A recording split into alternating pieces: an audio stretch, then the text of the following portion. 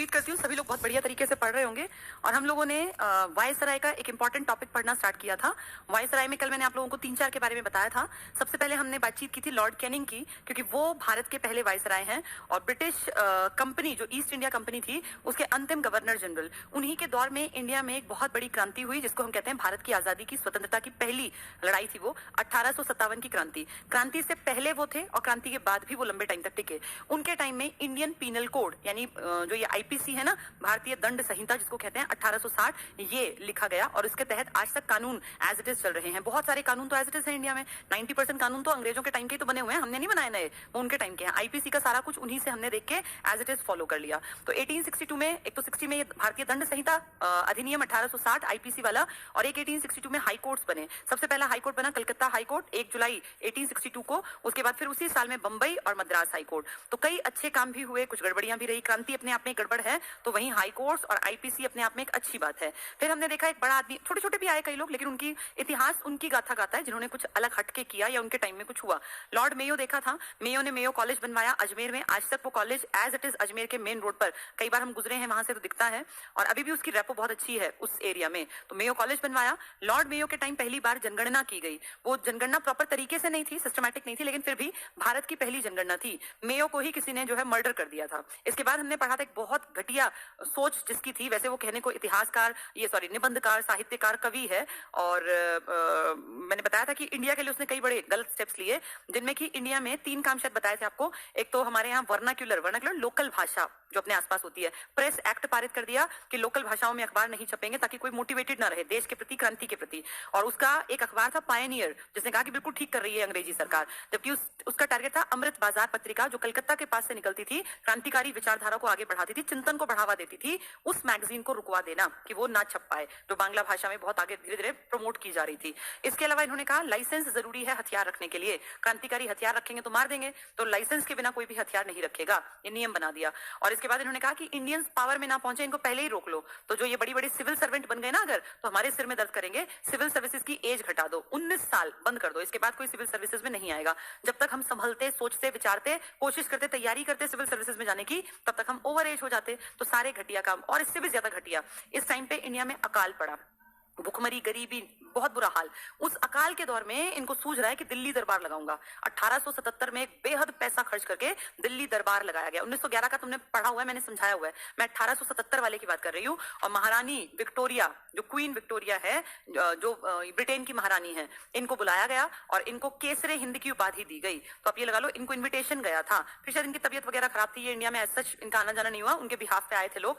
लेकिन बहुत बड़ी बात है कि देश में अकाल है, लोग भूखे मर रहे हैं, और दिल्ली दरबार में बेहद पैसा खर्च करके क्वीन विक्टोरिया को केसर ए हिंद की उपाधि से नवाजा गया कि भाई आप हैं भारत की सबसे बड़ी शेर, केसर ए हिंद। इससे बड़ी उपाधि उस टाइम थी नहीं लेटर स्टेज तक। ये तो भारत रत्न हमने आजादी के बाद बनाया 1954 में। तो सोचो, हम तो भूखे मर रहे हैं और हमारे पैसे पर राज करके तुम्हारी महारानी को एक उपाधि देने के लिए तुम दिल्ली को बेहद सुंदर सजा रहे हो, हमारा पैसा खर्च करके। लोग भूख से तड़प तड़प के मर रहे हैं और तुम्हें दिल्ली सजाने की सूझी है। तो इससे घटियापन और क्या होगा। वैसे कहने के लिए बहुत बड़ा साहित्यकार है, कवि है, लेकिन हमारे प्रति उसने कभी भी ऐसे हमदर्दी नहीं दिखाई। इनकी सारी कमियों को काटने के लिए कहते हैं जब सारे रास्ते बंद हो तो भगवान कोई रास्ता खोलता है। अगला आदमी आता है लॉर्ड रिपन, एक बहुत ही अच्छा आदमी, बहुत ही अच्छा। और उसको फ्लोरेंस नाइटिंगेल ने कहा ये भारत का उद्धारक है, यानी भारत का उद्धार करेगा। सच में किया। वर्नाक्युलर प्रेस एक्ट आते ही कह दिया बंद करो, छापो अपने अखबार, जैसा तुम्हारी इच्छा, प्रेस की आजादी मिलनी चाहिए, लिखो अपनी भाषा में। तो वर्नाक्युलर प्रेस एक्ट जो बनाया था लिट्टन ने, इसने बंद करवा दिया। इसने कहा कोई जरूरत नहीं है लाइसेंस की, जैसे दुनिया हथियार रख सकती है तुम भी रख सकते हो। तो कहीं ना कहीं हमें प्रमोट कर रहा है ना। हमने जैसे आईएएस उस टाइम बनने की एज जो सिविल सर्वेंट की थी वो घटाई थी, इसने कहा कोई जरूरत नहीं घटाने की, वापस से 21 करो। यानी सारे काम इंडिया के फेवर में किए हैं रिपन ने, और घटिया काम किसने किए, लिट्टन ने। इस रिपन के टाइम में कारखाना अधिनियम आया जिसमें कहा गया 7 साल से कम उम्र के बच्चे को कारखानों के काम पे नहीं लगाना। सोचो, पहले 7 से कम के बच्चे भी कारखानों में काम करते थे, क्या टाइम था इंडिया में। इसने नियम बनाया कि किसी भी फैक्ट्री में, कारखाने में 7 साल से कम का बच्चा काम करता ना मिले, और औरतों के भी घंटे डिसाइड किए कि इतने घंटे, 1 महीने में 4 छुट्टी मिल सकती हैं, वरना पहले एक भी छुट्टी नहीं मिलती थी, पूरा दिन काम करना। घंटे निश्चित नहीं थे, 20-20 घंटे काम कराते थे, 4-4, 5-5 7-8 साल के बच्चों से भी काम लेती थी, अंग्रेजी सरकार ऐसी थी। तो लॉर्ड रिपन एक अच्छा आदमी था, उसने फैक्ट्री अधिनियम 1881 में पहली बार हमने सुना देश में, और पता चला कि 7 साल से कम के बच्चे को अगर काम पे लगाया तो जेल हो जाएगी। आज जो जिसको हम 14 साल कहते हैं, 14 साल से कम उम्र के बच्चे को खदानों, कारखानों, खतरनाक कामों पे नहीं रखना। आर्टिकल 14 उस टाइम उसने बनाया था 7 साल से कम के बच्चों, फिर बाद में 7 से 9, फिर 9 से 11 से बढ़ता गया था। तो कितनी अच्छी बात है। उसके टाइम में इंडिया में पहली बार ऑर्गेनाइज तरीके से जनगणना की गई, सारे काम अच्छे हो रहे थे, तो कारखाना अधिनियम बना, जनगणना को ऑर्गेनाइज कराया, वर्नाक्युलर प्रेस एक्ट बंद कराया, लाइसेंस की प्रथा को बहुत ईजी बना दिया कि हम भी हथियार रख सकें, इंडियन भी, और क्रांतिकारी थी। और उसके अलावा जो सिविल सर्विसेज की एज थी 19 से बढ़ाकर 21 कर दी। और इसके अलावा एक बहुत बड़ा डिसीजन, इसने कहा कि इंडियन पढ़े लिखे लोगों को जो जज बन जाते हैं, पढ़ लिख के जो ज्यूरी की जगह बैठ सकते हैं, वो बनते थे हमारे यहाँ से जज, लेकिन इक्के दुक्के, 0.0 कुछ प्रतिशत। इसने कहा जो इंडियन जज है, अगर वो पढ़ लिख के इस लायक है कि वो बराबरी की बात करे, तो इंडियन जज भी हम गोरे लोगों की गलती के खिलाफ फैसले सुन सकते हैं। ये क्रांतिकारी स्टेप था कि अब के बाद इसने आजादी दी कि इंडियन अगर जजेस हैं, पढ़ लिख कर लगे हैं, इंटेलिजेंट हैं, तो वो अगर किसी अंग्रेज ने गलती की तो अंग्रेज को भी कैदी बना के उसके सामने ले जाया जाए और वो फैसला करेगा। इस बात पे अंग्रेज चिढ़ गए और उन्होंने विद्रोह कर दिया, श्वेत विद्रोह है, और बोले ये पागल हो गया, इसका दिमाग चल गया, ये इंडियन इस लायक है कि हमारे केसेस को सुनेंगे। इस बिल का नाम था इल्बर्ट विधेयक। ये बिल आया था, अभी काम शुरू नहीं हुआ, इसने इंट्रोड्यूस करवाया था इल्बर्ट नाम का कोई आदमी नहीं है जिसका ये बिल है, मतलब इसके नाम पर है। ये किसके टाइम में आया? ये आया है लॉर्ड रिपन के टाइम में। इल्बर्ट बिल में जो अपने इंडियन थे ना, इंडियन जजेस बराबर अंग्रेज जज, ये कर दिया। वरना पहले ये था इंडियन जज इंडियंस के बस मामले सुनेंगे, इंडियंस की औकात इतनी नहीं बना रखी थी कि वो अंग्रेजों के मामले सुनते। इसने कहा क्यों, जब ये पढ़े लिखे हैं तो क्यों नहीं सुनेंगे, और अगर हम इनके मामले सुन सकते हैं तो ये भी सुन सकते हैं। और उसने इल्बर्ट विधेयक में कह दिया, पेश किया गया कि इंडियंस को भी मौका मिले, वो जज की कुर्सी पे बैठे पढ़ लिख के लायक बन के, पेपर पास करके, और उसके बाद वो अगर कोई अंग्रेज गलती करता है तो उसको भी सजा दें। इसको वापस बुला लिया गया, बोले इसका दिमाग चल गया और ये हमारी बेइज्जती करा रहा है इंडिया में, इसको वापस बुलाओ। कई अच्छे काम फिर भी जाते जाते कर गए थे, तो बहुत अच्छी बात है। लॉर्ड रिपन ने हमारा बहुत साथ दिया और महाघटिया काम किया हमें खत्म करने के लिए लॉर्ड लिटन ने, जो इतिहास, जो ये कहानीकार था, निबंधकार था। तो अजीब बात है कि वैसे तो इतना पढ़ा लिखा समझदार था, लेकिन हमारे लिए अच्छा नहीं था। आज हम उन्हीं को पढ़ेंगे, पहले इतना पढ़ते हैं फिर आगे पढ़ेंगे। देखो मेरे ख्याल हमने पढ़ा शायद इसमें से नहीं था, मैंने नोट्स पढ़ाए थे कि नहीं पढ़ाए थे? कैनिंग पढ़ा दिया था, अच्छा तुम कल नहीं आए थे, ठीक है। ये मेरे ख्याल जितना मुझे याद है, हाँ ये एक पढ़ा दिया था, कैनिंग हो गया था। ये कैग वाला पॉइंट पढ़ा दिया था, काउंसिल एक्ट, कैग, राज्य विलय नीति, ये मैंने पढ़ा दिया था, ठीक है। एल्गिन ने कुछ खास नहीं किया, एल्गिन का तो बस काम ऐसा ही है छोटा मोटा। देखो ये वाला एक टॉपिक पढ़ाया था अभी तक कल, भारत के वायसराय 56 के बाद, क्योंकि क्रांति हुई है उसके बाद से स्टार्ट हुए। ये कैनिंग अंग्रेजों के टाइम में पहले भी था क्रांति से, और क्रांति के बाद भी है, इसलिए कहते हैं कि ये अंतिम भारत का गवर्नर जनरल और पहला वायसराय है। इसकी सबसे महत्वपूर्ण घटना क्या है? क्रांति, बस उतना याद रखना। और इसके अलावा मैंने बताया आईपीसी की धारा, हाईकोर्ट बने, सब इसी के टाइम का था। कल मैंने ये सब पढ़ा दिया था, ये सब चीजें। देखो हाईकोर्ट एक्ट आया था इसके टाइम में, और विधवा पुनर्विवाह था, कलकत्ता से दिसंबर पहला कानूनी विवाह करवाया इसने विधवा का, और फिर महालेखा कैग का पद हो गया था, मुगल सम्राट के पद को खत्म कर दिया, राज्य विलय की नीति को खत्म कर दिया, और इंडियन काउंसिल एक्ट पारित हुआ। तो ये खास काम हुआ। आईपीसी मैंने कहा था, खुद लिख लेना, 1860 में, कहीं कहीं 1859 दिया है, एक्चुअली अधिनियम पहले आता है, कानून बाद में बनते हैं, तो 1860 लिखते हैं। लॉर्ड एल्गिन देखो टाइम पीरियड देखो, 1 साल तो कोई बहुत बड़ा काम नहीं किया। इतिहास उनकी बातें बताता है जो रुके हों, टिके हों, काम किया हो। तो लॉर्ड एल्गिन ने कुछ खास किया ही नहीं, फिर भी पढ़ लेते हैं। इसने वहाबी आंदोलन का दमन किया और हिमाचल प्रदेश में इसकी मृत्यु हो गई। कुछ खास काम नहीं किया इसने इंडिया में। जॉन लॉरेंस, इनके टाइम में थोड़ा सा है, ये निष्क्रियता का टाइम था, देख लें। ये 64 से 69 रहे। एल्गिन के बाद 64 में जॉन लॉरेंस भारत का वायसराय बना। इसके समय में भूटान का महत्वपूर्ण युद्ध हुआ, लेकिन कोई बहुत बड़ी घटना नहीं है। अफगानिस्तान के संबंध में इसने हस्तक्षेप की नीति अपनाई, शानदार निष्क्रियता की, ज्यादा ध्यान नहीं दिया, जो है जैसा है चलने दो। इसने जॉर्ज कैंपबेल के नेतृत्व में एक अकाल आयोग का गठन किया, अकाल आयोग, कि भाई कोई अकाल पड़ जाए तो उस टाइम पे क्या करें। 65 में इसके द्वारा, ये थोड़ा इंपॉर्टेंट है, लास्ट पॉइंट, भारत और यूरोप के बीच पहली समुद्री टेलीग्राफ सेवा। देखो अब ये नाम बस एक चीज में याद रखना, जॉन लॉरेंस, तो पहली समुद्री टेलीग्राफ हमारे और यूरोप के बीच में, क्योंकि यूरोप के बीच पहली समुद्री टेलीग्राफ सेवा शुरू की गई। ये पूछ सकते हैं समुद्री टेलीग्राफ पहली कहां से कहां, किसके टाइम में? तो एल्गिन सेकंड, और भारत से यूरोप के बीच में। लॉर्ड मेयो, जो मैंने आपको बताया, ये देखो टाइम इसका बहुत लंबा नहीं है क्योंकि इसका मर्डर हो गया था, वरना ये टिकता कई साल। लॉर्ड मेयो ने अजमेर में मेयो कॉलेज की स्थापना की, 1872 में कृषि विभाग की स्थापना की, और वित्त का विकेंद्रीकरण किए। छोटे छोटे काम हैं। लॉर्ड मेयो के समय में बहुत इंपॉर्टेंट, पहली जनगणना 1872 में हुई। ये पूछ सकते हैं मेयो कॉलेज और जनगणना, लेकिन ये ऑर्गेनाइज्ड नहीं थी। एक अफगान ने अंडमान में 1872 में चाकू मारकर लॉर्ड मेयो की हत्या कर दी। अफगानिस्तान के प्रति हस्तक्षेप से बैठा हुआ था एल्गिन सेकंड, उसको किसी ने नहीं मारा, इसका मर्डर कर दिया। किसने? एक अफगान के आदमी ने। किसका? लॉर्ड मेयो का, जिसने मेयो कॉलेज बनाया अजमेर में और जिसके टाइम पे पहली बार जनगणना हुई 1872 में। चाहे वो सिस्टमैटिक ऑर्गेनाइज नहीं थी, लेकिन फिर भी इंपॉर्टेंट है। ठीक है, लॉर्ड नॉर्थब्रुक, कुछ खास नहीं हुआ, बस पढ़ लो। इसके समय में बंगाल में भयानक अकाल पड़ा। एक चीज तुम समझने की कोशिश करो कि हम इतने अमीर थे। याद है सबसे पहले बंगाल सबकी नजरों में आता था, कितना अमीर था बंगाल को। मैंने कहा था कामधेनु गाय, कहते थे इतिहास में कि जितना चाहो उतना निकाल लो, इतना अमीर प्रांत है। आज बंगाल को बार बार पढ़ रहे हैं अकाल अकाल अकाल। ऐसी क्या आग लग गई इंडिया में कि बंगाल में अकाल पड़ने लग गया? बंगाल गंगा और ब्रह्मपुत्र जहां जाके मिलती हैं, बंगाल वो इलाका है। फिर यहाँ कैसे अकाल पड़ने लगा? क्यों? क्योंकि लोगों ने खेती से मुंह मोड़ लिया। अंग्रेजों ने इतना एक्सप्लॉइट किया, इतना शोषण किया किसानों का कि किसानों ने खेती करनी बंद कर दी। अब जब खेती नहीं करेंगे तो पेट कहां से भरोगे आबादी का? सबसे बड़ा जो काम है ना इंडिया में, तब भी था आज भी, वो है किसानों का। क्योंकि किसान है तो आप दूसरी आबादी है आपकी, दूसरी आबादी का पेट भरना कोई मजाक नहीं होता। वर्ल्ड की दूसरी बड़ी आबादी लेके बैठे हो, क्षेत्रफल में कम हो। चाइना हमारे मुकाबले देखा कितना बड़ा है, और चाइना के साथ टक्कर में प्रोडक्शन है हमारा। कई चीजों में हम फर्स्ट है, कई में वो फर्स्ट होना लॉजिक ठीक है। अगले की आबादी हमसे ज्यादा है और अगले की प्रॉपर्टी भी हमसे ज्यादा। हम प्रॉपर्टी में तो 7वें है, खूब घना बसा ये देश है। आबादी है तो इसका मतलब ऑब्वियसली बात है कि खेती कम होगी, क्योंकि खेती जो है एरिया में आधे तो लोग ही बस गए। उसके बावजूद वर्ल्ड में नंबर 1 और नंबर 2 पे रखते हैं हमारे किसान। गेहूं को पढ़ लो और अपनी चाय की खेती को पढ़ लो और अपनी इसकी चावल की खेती को पढ़ लो। भाई खाने में तो यही तो यूज करते होगे। गन्ने को पढ़ लो, हम कितने ज्यादा टॉपर्स की लिस्ट में रहते हैं। तो ये देखो इस देश का किसान जो बेचारा कितना दुखी है, परेशान है, उसको सरकार उसको चैन की सांस नहीं लेने देती। वो किसान इस देश की इतनी बड़ी आबादी का पेट भर के और इतना पैदा करता है कि बाहर वालों का भी पेट भर सकते हैं। कितना निर्यात करते हैं पता है, गेहूं और चावल, बहुत बड़े पैमाने पर।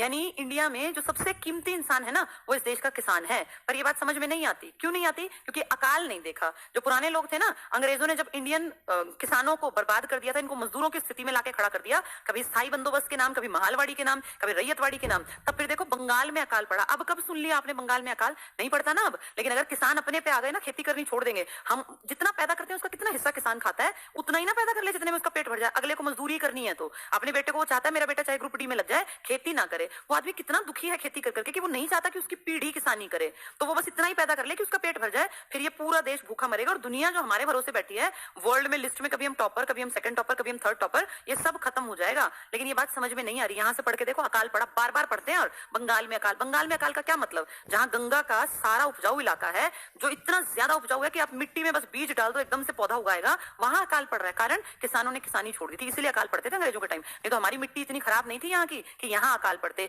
ये देवयोनी का प्रदेश है, यहाँ अकाल का क्या मतलब? और उत्तर भारत में अकाल का क्या मतलब? और उस इलाके में जहां गंगा और ये ब्रह्मपुत्र वर्ल्ड की कितनी बड़ी 2 फेमस नदियां, जिसमें ये डेल्टा बनाती है, वहां अकाल कैसे पड़ जाएगा? ये अंग्रेजों की देन था अकाल, इनके टाइम में पड़ता था। तो नॉर्थब्रुक के टाइम बार बार पड़ा, एक के नहीं बार बार पड़ता था। इसने बड़ौदा के जो मल्हाराव गायकवाड़ थे ना, भ्रष्टाचार के आरोप में पद से हटाकर मद्रास भेज दिया। देखो खुद तो सबसे बड़े भ्रष्टाचारी और हमें हटा रहे हैं कि तुम हटो, तुम भ्रष्टाचारी हो।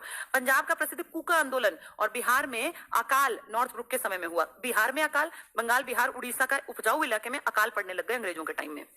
बंगाल देखो ये रहा ना, बंगाल में भयानक अकाल पड़ा और फिर कहां? बिहार में अकाल पड़ा। मरते कौन थे? हम। अकाल भी हमारा ही नुकसान था, खेती करके भी हम ही मरने था हमें, और इसमें भी हमें ही मरना था। ठीक है, वायसराय की एक फाइल आपकी पूरी हुई। दूसरी फाइल देखते हैं। ये है वायसराय की दूसरी फाइल। लॉर्ड लिट्टन, लिट्टन महाघटिया आदमी। अभी तक हमने कोई भी उसके टाइम में लैप्स की नीति को खत्म किया गया, विधवा पुनर्विवाह हुआ, आईपीसी की धारा का प्रावधान हुआ उसके टाइम में, और क्या हुआ? ये हाई कोर्ट्स बने, ये मेन काम। फिर हमने पढ़ा मेयो, मेयो के टाइम में क्या हुआ? ज्यादा लंबा नहीं टिका, एक अफगान ने उसको चाकू मार के उसकी हत्या कर दी। अजमेर में मेयो कॉलेज बनाया, उसके टाइम में पहली बार जनगणना हुई। अब हमने पढ़ा था एल्गिन सेकंड, और अब हम पढ़ रहे हैं ये लॉर्ड लिट्टन, जिसने बहुत घटिया तरीके से इंडियंस को एक्सप्लॉइट किया और कोशिश की कि हमारी बुद्धि का विकास ही ना हो। ना अखबार छपेंगे, ना ये पढ़ेंगे, ना इनकी मोटी बुद्धि में आएगा कि क्रांति करें, सिस्टम के खिलाफ आवाज लगाएं। अपने आप ये लिखता है कविताएं, कहानियां, और हमें सोच रहा है कि बेवकूफ है, बुद्धिहीन इंसान है। लॉर्ड लिट्टन 76 से 80 रहा। ये एक प्रसिद्ध उपन्यासकार था। कहते हैं उपन्यास और कविताएं लिखने वाले लोग बहुत अच्छे होते हैं, पर इसको देख के तो ऐसा नहीं लगता। इसके मन में हमारे प्रति कोई, इंडियंस के प्रति कोई लगाव नहीं। उपन्यासकार है अगला, निबंध लिखता है, लेखक है, साहित्यकार है। लिटरेचर में ऐसे लोग तो वैसे भी मन से बड़े अच्छे और साफ होते हैं। साहित्य जगत में इसे नाम देखो, ओवन मेरिडिथ, ये याद कर लेना, ऐसा नाम है ना ओवन मेरिडिथ। पूछे किसका नाम था, तो उस आदमी का जो इंडिया के लिए बहुत घटिया था, वैसे रहा होगा होशियार। ओवन मेरिडिथ के नाम से जाना जाता था। इसके समय में बंबई, मद्रास और हैदराबाद, पंजाब, मध्य भारत में भयानक अकाल। आप देखो स्थिति जरा, बंबई में अकाल पड़ गया, मद्रास में अकाल पड़ा, हैदराबाद में, पंजाब में अकाल पड़ गया। पंजाब जो 5 नदियों का इलाका है, यहाँ अकाल पड़ गया। तो ये अकाल प्रकृति के नहीं पड़े हुए, ये अकाल पड़ रहे हैं क्योंकि खेती की जमीन बर्बाद कर दी इन्होंने। पंजाब में अकाल हम पड़ रहे हैं, बंगाल में अकाल यहाँ पड़ रहा है, मद्रास अकाल से अछूता नहीं है। फिर कौन से भारत का हिस्सा है जिसको आप उपजाऊ कहेंगे? यही तो हिस्से आपके उपजाऊ हैं जहाँ खूब पैदावार आज भी ले रहे हैं। तो आज से लगभग 70-80-100 साल पहले ऐसी कौन सी बिजली गिर गई कि ये अकाल के क्षेत्र है? इनकी नीतियों से अकाल में आए ये सब चीजें, क्योंकि हम परेशान थे हमारे किसान। तो इन सब में भयानक अकाल याद नहीं करना ये, पर ये ध्यान रखना कि देखो पूरे भारत को अकाल की चपेट में ले आए अंग्रेज अपनी नीतियों से। लिप्टन ने, ये तो महाघटिया थे ही, रिचर्ड स्ट्रेची की अध्यक्षता में एक अकाल आयोग। अब अकाल आयोग क्यों बना रहे? क्योंकि इतना भयानक पूरा इंडिया अकाल की गिरफ्त में है, तो ये अकाल आयोग बना रहे। कुछ नहीं करना इनको, इनको कोई फर्क नहीं पड़ता कोई जिए या मरे। 1 जनवरी 1877, कहीं तो अकाल पड़ा हुआ है, कहीं देखो इनको। 1877 को ब्रिटेन की महारानी विक्टोरिया को केसर ए हिंद, ये इतनी बड़ी उपाधि की उपाधि से सम्मानित करने के लिए उस अकाल के टाइम में जब लोग भूखे मर रहे हैं, दिल्ली दरबार का आयोजन किया गया। और ये दरबार कोई 1-2 हजार में नहीं लगता था, उस टाइम पे करोड़ों रुपए खर्च करते थे ये दिल्ली दरबार, क्योंकि पैसा तो हमारा था ना, हमारे देश की जेब से जाना था। भूखे मर रहे हो तो मरो, दिल्ली दरबार तो सजेगा, ये इनकी नीतियां थी। तो दिल्ली दरबार का आयोजन पहली बार हुआ है ये 1877 में, लॉर्ड लिटन ने किया। महारानी विक्टोरिया को उपाधि दी जाएगी, क्रांति के 20 साल बाद उनको उपाधि से नवाजा गया, केसर ए हिंद। इस उपाधि को दिए बिना कहां भाग रहे थे लोग, और क्या जरूरत पड़ी थी इसके लिए दिल्ली दरबार में खर्चा करने की? उसे भर देते, लेकिन इनको क्या मतलब। नेक्स्ट देखो ना, 1878 में लगातार देखो कैसे 4 सालों में क्या क्या कर गया, 4 ही साल तो टिका, उनमें देखो क्या कर गया ये। मार्च 1878 में, 77 में तो खूब खर्चा किया दिल्ली दरबार में। लिटन ने भारतीय समाचार पत्र, अब जो ये बातें मैं बोल रही हूँ ये अखबारों में लिखी गई उस टाइम कि इन्होंने ऐसा क्यों किया, दिल्ली दरबार की क्या जरूरत थी, और किसानों के लिए क्या कर रही है सरकार, ये मजदूरों के लिए क्या कर रही है। तो उसको पढ़ते लोग तो लगता है हाँ यार ठीक कह रहे हैं और हमें कुछ करना चाहिए सिस्टम के खिलाफ। तो इससे लोग भड़केंगे ना, लोगों के दिमाग में सोचने का एक पॉइंट आएगा। अब जैसे ना आम इंसान होता है बिल्कुल दिमाग से पैदल, उसको आप एक रास्ता दिखाएंगे ना तो वो सोचना स्टार्ट करेगा। आप उसको दिखाइए कि देखो कैसे एक्सप्लॉइटेशन चल रहा है, तुम्हारे देश में अकाल है और इनको यहाँ पे मौज मस्ती सूझ रही है, ये करोड़ों रुपए का दिल्ली दरबार लगा रहे हैं। तो आम आदमी सोचेगा हाँ यार ये गलत कर रहे हैं, हमारे बच्चे भूख से मर रहे हैं और इनको दिल्ली दरबार सजाने की सूझी है। उसको एक रास्ता, एक डायरेक्शन मिल गई, एक दिशा मिल गई। अब वो क्रांति के रास्ते पे आ जाएगा, लेकिन क्रांति के रास्ते से पहले ये पकड़ लेंगे। देखो समाचार पत्र अधिनियम, vernacular press act, vernacular local भाषा को कहते हैं। तो भारतीय समाचार पत्र कानून बना दिया, अधिनियम होता है कानून। भारतीय समाचार पत्र इंडियंस के न्यूज़पेपर नहीं छपेंगे, अंग्रेजी वाले छपेंगे, तुम्हारे लोकल नहीं छपेंगे। वर्नाक्यूलर प्रेस एक्ट पारित कर दिया 1878 में।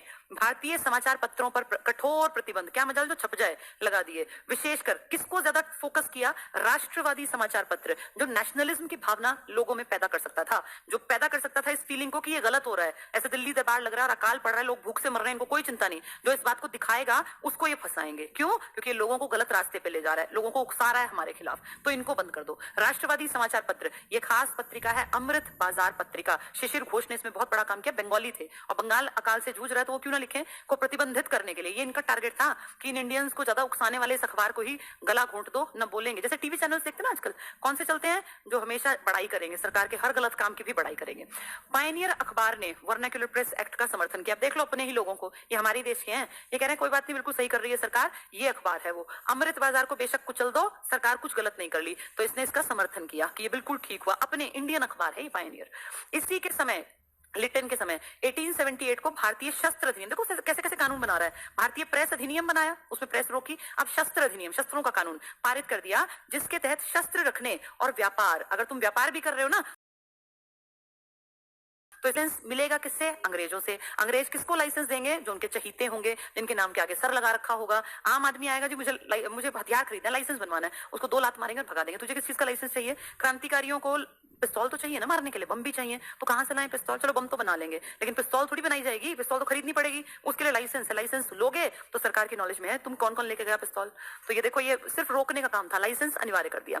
आगे देखो और ज्यादा घटिया, इसने सिविल सेवा परीक्षाओं में, जिसमें कि हमारे इंटेलिजेंट लड़के निकल सकते थे, प्रवेश की अधिकतम आयु सीमा 21 से घटाकर 19 कर दी, ताकि इतने हम लोग जागे, इतने हमारी एज निकल जाए, हमें पता ही ना चले, और हम में से कोई भी भारतीय इनकी बराबरी का, इनकी टक्कर का सिविल सर्वेंट ना बन पाए। क्योंकि सिविल सर्वेंट्स की जिंदगी ऐशो आराम की थी, उनको अधिकार मिलते थे, वो डिसीजन ले सकते थे, तो कोई भी इंडियन इनको रास थोड़ी आएगा वहां बैठा हुआ उस बड़े घर में। नेक्स्ट है, लॉर्ड लिटन ने अलीगढ़ में एक मुस्लिम एंग्लो प्राच्य महाविद्यालय, ये तो बहुत अच्छा काम किया इसने, मुस्लिम एंग्लो, ये भी जानबूझ के फूट डालने का काम किया कि देखो प्रमोट भी कर रहा है जानबूझ के, तो एक विद्यालय इसको सूझा और कुछ नहीं सूझा। मॉमडन एंग्लो प्राच्य महाविद्यालय, यानी मुसलमानों की बातें और अंग्रेजों की बातों को बढ़ावा देने के लिए एक विद्यालय इसने बनवाया अलीगढ़ में। तो इस एक से इसने कुछ ऐसा बड़ा कोई नहीं काम किया कि जिसको हम बहुत अच्छा काम, इसके सारे काम घटिया में गिने जाते हैं अपने पॉइंट ऑफ व्यू से अगर मैं बात करूं तो, क्योंकि इसने जितने काम किए इनमें एक भी हमारे फायदे के लिए नहीं। एक तो देखो नाम तो इतना बड़ा, लेकिन उस नाम के साथ काम देखना, अकाल पड़ा कहां? पंजाब पंजाब और बंगाल में, जो कि 5 नदियों का इलाका, गंगा ब्रह्मपुत्र का इलाका, वहां अकाल पड़ गया। इसके अलावा इसने क्या किया, अकाल आयोग तो बना दिया, लेकिन उसके पैसे को तो खा गया। उस अकाल आयोग के बदले यहाँ पे सम्मानित कर रहा है महारानी को। भाई क्यों सम्मानित कर रहा है, अगली अपने देश में बैठी आराम से बैठे रहने दे। उसको कह रहा है आप आइए यहाँ, हम दिल्ली दरबार लगा रहे हैं, आपको केसर हिंद की उपाधि देंगे। क्यों, ताकि मेरी इमेज अच्छी बने, महारानी सोचे कितना बढ़िया आदमी है ये। इसके बाद क्या बोला, भारतीय कोई उसकी बुराई करेंगे, अखबार बुराई करेंगे ना, अखबार गलत को गलत कहेंगे तो अखबार को रोक दो। भारतीय प्रेस अधिनियम एक्ट, कौन से अखबार खास रोकने जो राष्ट्रवादी अपनी विचारधारा बढ़ाएं, ज्यादा क्रांति टाइप की बातें लोगों के दिमाग में डालें, उनको रोक दो। कौन कह रहा है बिल्कुल ठीक किया, हमारा ही अखबार पाइनियर की, बहुत ठीक कर रहे हैं ये। तो गद्दार तो तब भी थे देश में। फिर क्या किया, शस्त्र के लिए अधिनियम बनाया, लाइसेंस होगा तो शस्त्र रखोगे वरना पुलिस पकड़ लेगी। सिविल सर्विसेज की एज 21 से घटाकर 19 कर दी। उम्मीद है याद रह जाएगा तुम्हें। अगला है लॉर्ड रिपन। जैसा था लिटन उससे ठीक उल्टा है रिपन। बहुत अच्छा आदमी, हमारे लिए अच्छा, लेकिन अंग्रेजों की नजर में देखें तो बहुत बेवकूफ आदमी, क्योंकि सारे अधिकार दे गया इंडियंस को। वो हमेशा लिटन को बढ़िया मानते होंगे और हम मानते हैं रिपन को। क्यों, क्योंकि लिटन ने उनके फायदे के लिए काम किया और रिपन ने हमारे उद्धार के लिए, हमारे फायदे के लिए नहीं, हमारे उद्धार के लिए। हम तो ऑलरेडी इतने नुकसान में थे कि हम फायदे में आ नहीं सकते थे, लेकिन जहां थे कम से कम उससे थोड़ा ऊपर तो आ सकते थे। हमारा उद्धार किया इस आदमी ने, रिपन। ये भी 4 ही साल, वो भी 4 साल। वो कब से कब तक था, वो देखो 76 से 80 था, उस बीच में काम कर गया था। देखो तभी तो इसने 78 का वर्नाक्युलर प्रेस और ये सब किया। अब आ गया 80 से 84 में लॉर्ड रिपन। 4 से 5 साल ज्यादातर करते हैं, कुछ 8 साल भी हैं, आगे पढ़ेंगे। लॉर्ड रिपन ने सबसे पहले, देखो आते ही इसने कहा भाई तुम गलत कर गया वो आदमी, तो सबसे पहले समाचार पत्रों की स्वतंत्रता, आजादी, भाई छापो अपने अखबार, छापोगे तो दुनिया जागेगी, को बहाल करते हुए 1882, 78 में बंद हुए थे वो अखबार, इसने 82 में कहा हटा दो। वर्नाक्युलर प्रेस एक्ट को समाप्त कर दिया, खत्म करो, क्यों नहीं छपेंगे, लोकल भाषा में अखबार छपेंगे। इसने सिविल सर्विसेज में प्रवेश की आयु को 19 से बढ़ाकर, तो हमारे लिए तो फायदा है, अब हमें साल मिल गए 2 एक्स्ट्रा। इसने स्थानीय स्वशासन, कितना अच्छा आदमी कह रहा है तुम लोकल गवर्नमेंट बनाओ अपनी, हम तो देश में बैठे हैं लेकिन तुम लोकल। इंपॉर्टेंट पॉइंट है, एग्जाम में आ जाएगा। स्थानीय स्वशासन की शुरुआत अंग्रेजी राज में किसने की इंडिया के लिए, तो लॉर्ड रिपन ने। बहुत अच्छा आदमी है, इसने लोकल गवर्नमेंट, जिसको आप ये कहते हैं ना पंचायत टाइप का, इस टाइप का काम किया इसने, तो ये हमारे फायदे के लिए तो है। इसके समय में भारत में 1881 में सबसे पहले नियमित नियम कैसी बार जनगणना, वैसे तो 1872 में हुई थी लॉर्ड मेयो के समय में, लेकिन मेयो की जनगणना आधी अधूरी थी और मेयो का मर्डर कर दिया था एक अफगान ने अंडमान में, उसी ने मेयो कॉलेज बनवाया था। ठीक है, लॉर्ड रिपन के द्वारा ही 1881 4 साल टिका, लेकिन इन 4 सालों में बहुत अच्छे काम कर गया। 1881 में देखो इसने ये भी काम किया जनगणना वाला, और 1881 में देखो पहला कारखाना, इससे पहले कोई अधिनियम नहीं था, पहला कारखाना अधिनियम यानी कानून बनाया। कितना अच्छा कानून बनाया कि अगर कोई बच्चा 7 साल से कम है तो उसको कारखाने में नहीं रखना। सोचो 4-4, 5-5, 3-3 साल के बच्चों से काम लेते घंटों घंटों, इसने कहा नहीं, 7 साल से कम का बच्चा कारखाने में नहीं होगा। इसने ये भी डिसाइड किया कि एक दिन में मैक्सिमम घंटे कितने काम करवाया जा सकता है, अगर उससे ज्यादा घंटे कोई काम करवाएगा तो पुलिस पहुंचेगी वहां। और इसने ये भी करवाया कि महिलाओं से मैक्सिमम कितने घंटे काम लेना है, और महीने में 4 छुट्टी कंपलसरी है। हफ्ते की एक वाली बात में आएंगी, महीने की 4 छुट्टी इसने कह दिया कंपलसरी हर किसी को मिलनी चाहिए। तो कितनी अच्छी बात है कि बेचारे मजदूरों के लिए भी इसने सोचा, कितना अच्छा आदमी था कि मजदूरों के लिए भी सोच रहा है कि इनको एक्सप्लॉइट ना करें, एक हद हो भैया, उससे ज्यादा काम ना लें इन लोगों से। लॉर्ड रिपन के समय में शैक्षिक सुधार, ये मैंने बताया नहीं, पहले मैं इसको बता दूं आपको, चलो इसको थोड़ा सा एक बार बता देती हूँ। हंटर कमीशन, उससे आपको याद करना आसान होगा, एक बार बोर्ड पे ही देखना सभी लोग। इसको हम लोग देखो ध्यान से समझना, थोड़ा सा एक एजुकेशन वाली बात कर रही हूँ। 1882, 1904, 1917, एक कुछ दिनों पहले मैंने आपको पढ़ाया होगा 1813, 1833 और 1853-54, अगर तुम्हें याद हो। इस टाइम पे 1 लाख रुपए भारतीयों की शिक्षा पे खर्च करेंगे, ये बात उठी थी। 1833 में लॉर्ड मैकॉले ने कहा था क्या पढ़ाना है, किसे पढ़ाना है, कैसे पढ़ाना है, क्या आंसर, क्या पढ़ाना है मैथ साइंस, किसे पढ़ाना है अमीर भारतीयों को, कैसे पढ़ाना है अंग्रेजी मीडियम में। और 1853-54 में चार्ल्स वुड ने एक वुड्स डिस्पैच जारी किया, जिसमें कि प्राइमरी छोटी क्लास से लेकर यूनिवर्सिटी तक की शिक्षा के लिए एक पूरा ढांचा बना दिया। इसे कहते हैं भारत में अंग्रेजी शिक्षा का मैग्ना कार्टा। इस टाइम वाले मैकॉले को कहते हैं भारत में अंग्रेजी शिक्षा का जनक। और जो कहेंगे इसमें 1 लाख रुपए, ये मैं पहले पढ़ा चुकी, अब इसको आगे ले जा रहे हैं, क्योंकि इसके बाद तो क्रांति हुई, क्रांति के बाद कोई बड़ा स्टेप हुआ नहीं, अब काम हुआ। 1882 में इंडिया में फर्स्ट टाइम एजुकेशन कमीशन आया, पहली बार शिक्षा आयोग आया, और उस आदमी का नाम था लॉर्ड विलियम हंटर, जो इसका अध्यक्षता में आया। तो आयोग का नाम क्या पड़ गया, हंटर आयोग। अंग्रेजों ने ये काम जम के नहीं किए, ये पहली बार एक आयोग है, एक आदमी आया जिसका नाम है विलियम हंटर, और उसने कहा ऐसे ऐसे पढ़ाई होनी चाहिए इंडियंस की। तो विलियम हंटर की अध्यक्षता में हंटर आयोग भारत में पहला शिक्षा आयोग है 1882 में। 1904 में विश्वविद्यालय आयोग आया, कमीशन आया, विश्वविद्यालय आयोग ये आया। और 1917 में सैडलर कमीशन आया, जो कि अपना कलकत्ता है ना, कलकत्ता इस यूनिवर्सिटी के लिए विशेष, कलकत्ता विश्वविद्यालय आयोग। तो ये 3 अब याद रखना, ठीक है। 3 पहले मैंने बताए थे। 1813 में कहा चार्टर एक्ट में 1 लाख रुपया इंडियंस के लिए खर्च करेंगे।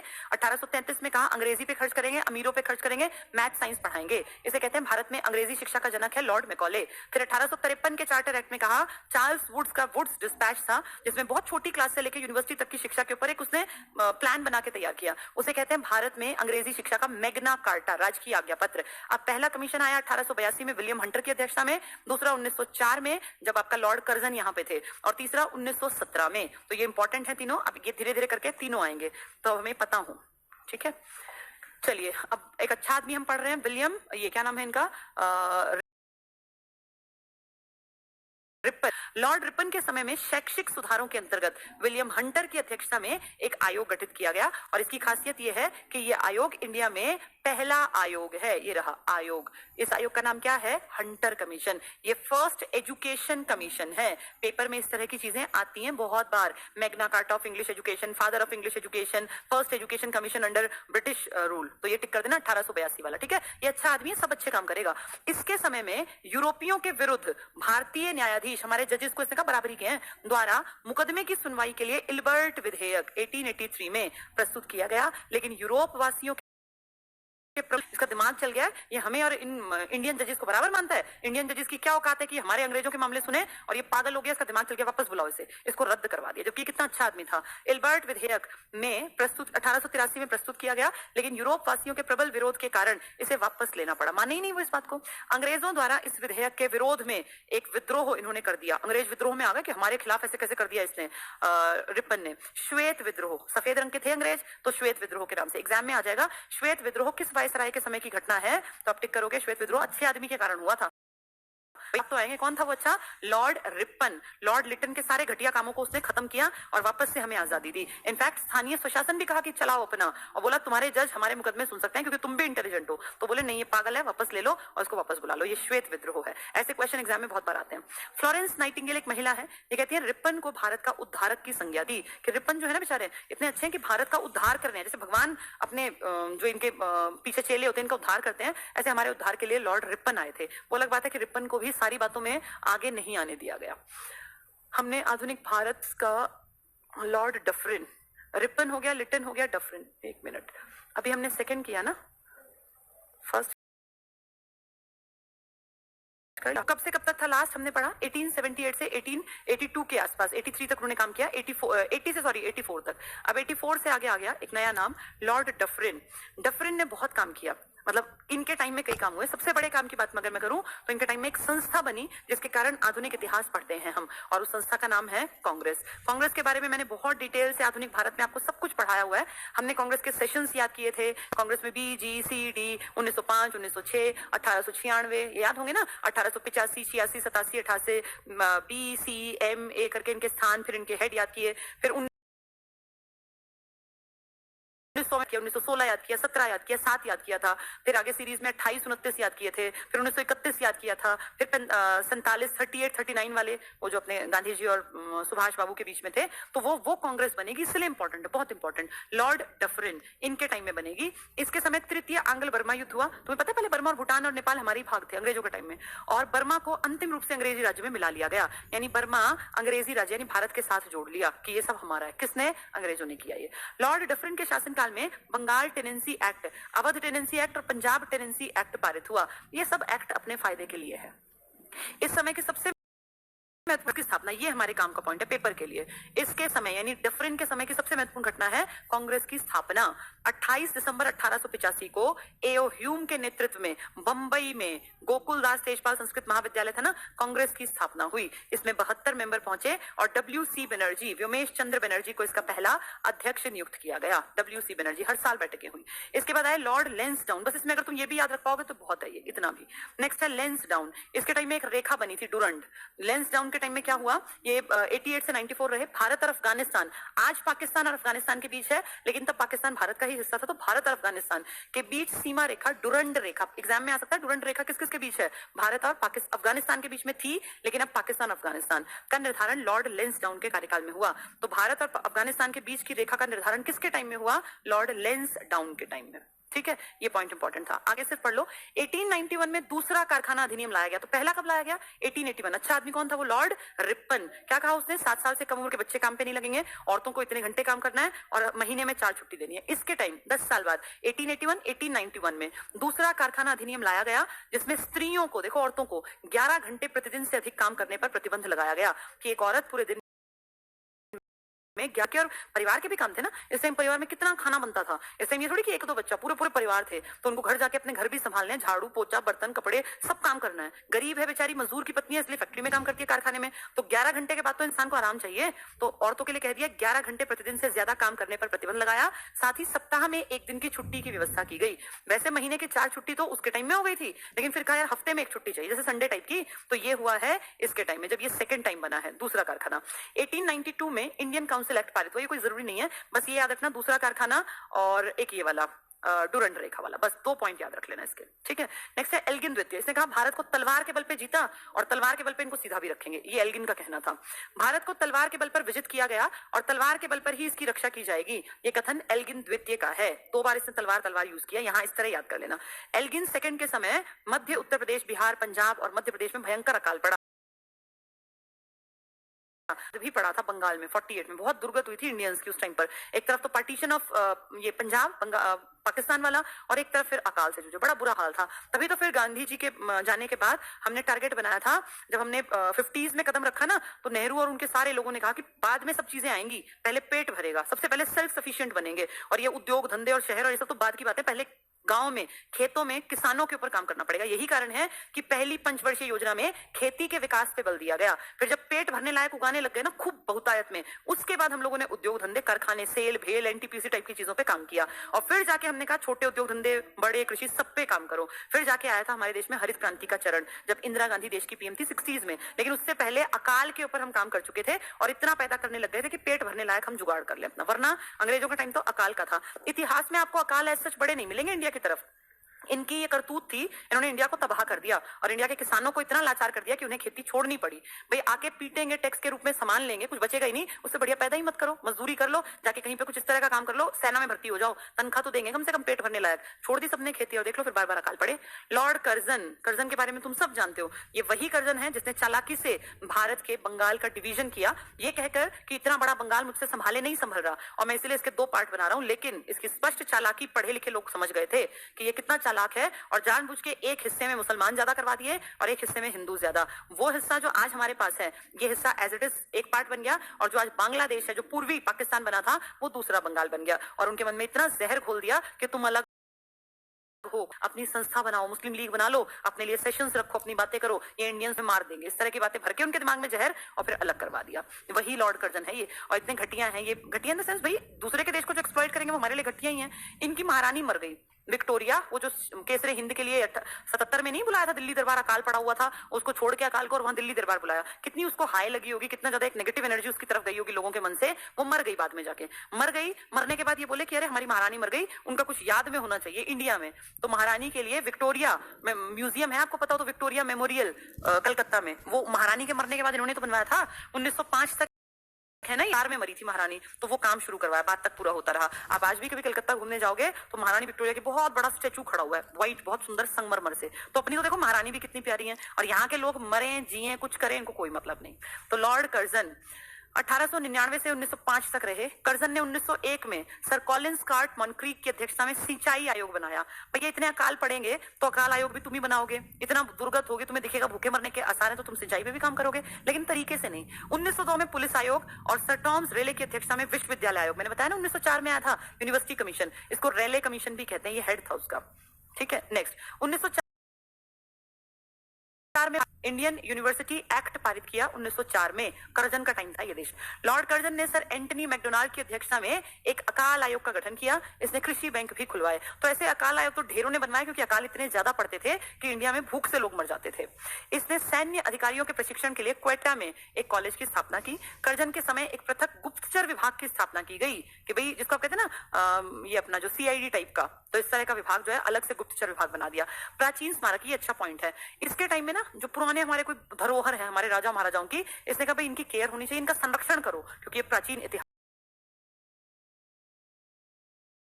है। अधिनियम 1904 के द्वारा कर्जन ने भारत में पहली बार, ऐसा क्वेश्चन पूछ सकते हैं जैसे एक तो बुराई कर रहे हैं, एक आधी अच्छे काम भी तो है वो बता दें। पहली बार, इससे पहले कभी ऐसा नहीं हुआ, ऐतिहासिक इमारतों की सुरक्षा और मरम्मत की ओर ध्यान दिया। नहीं तो ऐतिहासिक इमारत टूट फूट गई, खत्म हो गई, ध्यान ही नहीं दिया। आप आज भी देखो दिल्ली में जाओ तो ऐतिहासिक इमारतों पे ना हम कितनी बार गए, लाल किले में काम हो रहा है, पता नहीं कितने बड़े लेवल पे हुमायूं टॉम में काम करते हुए मैंने देखा, कोई सालों तक काम चलता रहा। ये सब काम सरकारें पैसा खर्च करती हैं ताकि ये विरासत बची रहे, ये धरोहर बची रहे, और ये धरोहर हमारे देश की संस्कृति की, सभ्यता की पहचान है। दुनिया घूमने आती है। तुम्हें क्या लगता है आराम नहीं हुआ? हर साल मेंटेनेंस मांगती है। जैसे आपका घर में है ना दीवारें खराब होती हैं, ऐसे ये भी खराब होते हैं, इनके पत्थर भी टूटते हैं, मेंटेन करते रहते हैं। तो उससे पहले 1905 से पहले हमारा सब बीहड़ पड़ा है तो पड़ा है, टूट रहा है तो टूट रहा है, लेकिन इसने कहा नहीं, ये पुरानी चीजें इनको मरम्मत करवाओ। तो ये थोड़ा सा ठीक काम है। इस कार्य के लिए कर्जन ने क्या किया, भारतीय पुरातत्व विभाग, जो पुरानी चीजें हैं इनके लिए एक डिपार्टमेंट बनवा दिया। ये एक पॉजिटिव काम है, मानते हैं भाई ये अच्छा काम था। और अगर 47 तक किसी भी चीज पे काम ना किया होता तो बहुत सारी चीजें खराब हो गई होती। तो ये बड़ी बात थी, अच्छी चीज थी। इसी के कार्यकाल के दौरान कलकत्ता में, कलकत्ता बताया मैंने आपको राजधानी था, इससे तो खैर इसके टाइम तक तो ये लगा लो 11 में जाके फिर बदलेगी, इसके टाइम तक थी। ये वही महारानी विक्टोरिया है जिसको केसरे हिंद की उपाधि देने के लिए 1877 में देश में अकाल था, भूखे मर रहे थे, और ये दिल्ली दरबार सजा के बैठा था। कौन बैठा था? वो लॉर्ड लिट्टन। वही महारानी अब मर चुकी। विक्टोरिया मेमोरियल हॉल का निर्माण हुआ। कहां करवाया? कलकत्ता, क्योंकि इनकी राजधानी कलकत्ता थी। 11 से पहले की घटनाएं है ना ये, तो वो मरी तो उनके याद में आज भी खड़ा है ये memorial hall as it is. Next, Curzon ने के भारत विरोधी कामों में इसने क्या किया? सर्वाधिक महत्वपूर्ण कार्य था 1905 में बंगाल का विभाजन। ये इसका बहुत घटिया एक स्टेप था जो कि हमेशा हमें याद रहेगा। और 1905 में कर्जन का मतलब ही बस हमें एक समझ में आता है कि इसने बंग भंग किया था। इसने आर्कियोलॉजिकल सर्वे पे काम किया, वो हमें कम दिखाई देता है, बंग भंग ज्यादा। फिर आया Lord Minto second, Morley Minto. अपने इतिहास छोड़ दो, इसको कुछ मत देखो, 1905 से 10 के अपने इतिहास पे आ जाओ। तुम जानते हो अच्छी तरह क्या क्या हुआ। मुस्लिम लीग बनी थी 1906 में, 1907 में सूरत अधिवेशन हुआ था, 1909 में मार्ले मिंटो सुधार, इसी के टाइम में आएंगे मार्ले मिंटो सुधार, ये सब इसी के टाइम में हुआ। देख लो ये, तो ये सब चीजें रटनी नहीं पड़ेंगी, अगर आपने इतिहास को समझा है तो ये बेहद आसान है। तो मिंटो सेकंड है, मार्ले सचिव बनेगा हमारा। इसके समय में आगा खां और सलीमुल्लाह, देखो मुस्लिम लीग, आपको अगर टॉपिक याद है ना तो फिर आपको दिक्कत नहीं है। आगा खां और सलीमुल्लाह खां के द्वारा ढाका में, बांग्लादेश की तरफ, आज का बांग्लादेश तो बंगाल का ही तो हिस्सा था, 1906 में मुस्लिम लीग की स्थापना की गई। 1907 में कांग्रेस के सूरत अधिवेशन में कांग्रेस का विभाजन, देखो लिखा है सूरत। तो ये चीजें पहले से अपने आप याद मिलेंगे अगर आपने हिस्ट्री को ढंग से समझा है तो। नेक्स्ट क्या हुआ इसके टाइम में देखें, 1909 में मार्ले मिंटो सुधार लाया गया और मुसलमानों के लिए अलग से निर्वाचन व्यवस्था की गई, जो मैंने आपको बहुत डिटेल में समझाया भी था कि कितनी चालाकी से 1905 में बंगाल का विभाजन, 6 में मुस्लिम लीग बनवाई, 7 में कांग्रेस बटी, और 9 में बोले मार्ले मिंटो सुधार में मुसलमानों तुम्हारा आरक्षण अलग, तुम्हारे क्षेत्र अलग है। तो इस तरह से इसने, मिंटो ने देखो हमें कैसे बंटवा दिया। इसका नाम है मिंटो सेकंड। मिंटो सेकंड, अगर आपको टाइम पीरियड याद है ना, ये 5 से 10 तो सारे काम याद है। इससे पहले कौन था? कर्जन, 1899 से। अब साल समेत याद करना क्योंकि अब घटनाएं सालों से याद करनी है, ढेरों घटनाएं घटेंगी। अब लॉर्ड मेयो की तो 2-3 घटनाएं थी, लिट्टन रिपन की भी हमें याद है, लेकिन अब चीजें बढ़ती जाएंगी तो इसलिए साल याद होने चाहिए। लॉर्ड कर्जन का कार्यकाल कितना? 1899 से 1905। 1905 से 10 के बीच में कौन है? फिर मिंटो सेकंड।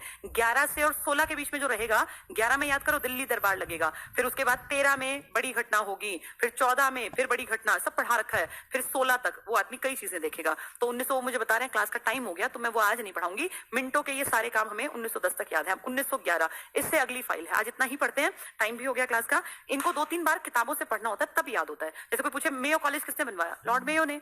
कोई कहे तुम्हें कि इंडिया को तलवार के बल पे जीता गया, तलवार के बल पे ही इसकी जो है केयर की जाएगी, किसने कहा? तो ये याद होना चाहिए। कोई पूछे कि किसने कहा कि विक्टोरिया मेमोरियल हॉल किसने बनवाया, तो पता हो हमें। अगर ये चीजें 2-3 बार सुन लोगे, पढ़ लोगे ना तो याद होंगी। ऐसे नहीं होता कि बस इसका कोई ट्रिक बनाया याद हो गया। ट्रिक से जरूरी है चीजों को समझना। ट्रिक 1 दिन 2 दिन 4 दिन याद रखेंगे फिर भूल जाएंगे, लेकिन अगर आपने लोगों के के साथ चीजों को जोड़ लिया। उस अच्छे आदमी के टाइम में पहला अधिनियम आया था फैक्ट्री का, पहला अधिनियम। कौन था वो अच्छा आदमी? Lord Ripon. लिटन के सारे काम घटिया हैं। अकाल आयोग बेशक बनाया, लेकिन अकाल पढ़ना भी तो बुरी बात थी। दिल्ली दरबार लगा के बैठ गया उस अकाल के टाइम में। फिर ऐसे ही सारी चीजें जोड़ जोड़ के याद कर लेना, ठीक है। 1904 का विश्वविद्यालय आयोग जो 5 तक था उसके टाइम में आएगा। कौन था 5 तक? Lord Curzon. तो कर्जन के टाइम में आया 1904 वाला विश्वविद्यालय आयोग। 1882 हंटर कमीशन, ये याद होने चाहिए सबको। लिटन और रिपन में बहुत सारे काम हैं, मेयो के हैं, नॉर्थब्रुक के हैं, हस्तक्षेप की नीति है। तो इनको धीरे धीरे सीरीज में पढ़ेंगे ना तो फिर ये आसान दिखेंगे, ठीक है। चलिए आज के लिए इतना ही। एक टॉपिक रह गया बस, 1911 से 1947 का, मतलब एक दौर रह गया। इसमें कई वायसराय आएंगे। हमें 11 से लेकर 47 तक का अगर मॉडर्न हिस्ट्री याद है तो हमारे लिए ये चुटकियों का काम है, और अगर मॉडर्न हिस्ट्री नहीं याद फिर ये टफ लगेगा, क्योंकि अब जब 11 से कल पढ़ाऊंगी 16 तक का तो वो सारी हिस्ट्री आ जाएगी। फिर 16 से 21 तक की तो वो 17 का चंपारण, अहमदाबाद,